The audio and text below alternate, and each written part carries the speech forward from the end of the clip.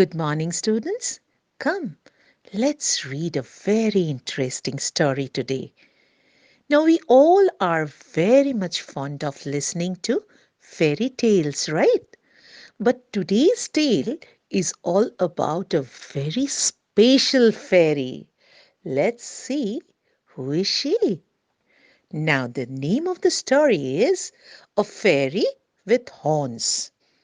Grandfather used to bring a large variety of pets, but Little Black Goat was narrator's favorite, who followed him home from the mustard fields.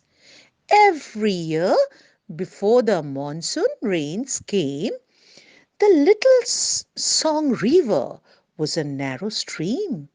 Narrator liked wandering through the fields and tea gardens, watching the men moving about among the yellow mustard and the women in their bright red saris were picking tea.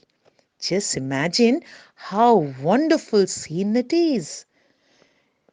Now the narrator had been sitting on the bank of a small irrigation canal, looking steadily at a couple of large water birds fishing in muddy water. When he felt something bump his elbow, suddenly he found a little goat, jet black and as soft as velvet, with lovely grey eyes. The little black goat pushed the narrator gently. When he looked in his pocket for nourishment, he offered a ginger biscuit to the goat. She ate the biscuit with relish. Then she sat down beside the narrator and began nibbling the grass. When the narrator got up to leave the goat too started walking with him. She followed the narrator. Her thin legs were taking her this way and that way. It means her legs were trembling, too small. The narrator told the goat to go home, but she danced around the narrator. She followed the narrator to the river bed.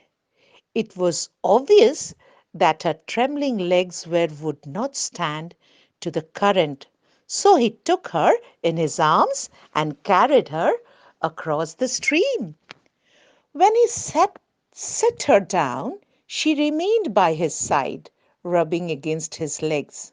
So sweet of this little goat, oh my God, it's very touchy. The narrator set out for home at a quick speed, feeling sure that he would soon leave the little goat behind. But her legs were stronger than he had supposed. She came to the gate of the narrator's house. So the narrator carried her in his arms and presented her to grandmother. When grandmother saw the goat lapping a saucer of milk, she said that she will not tolerate another pet in the house.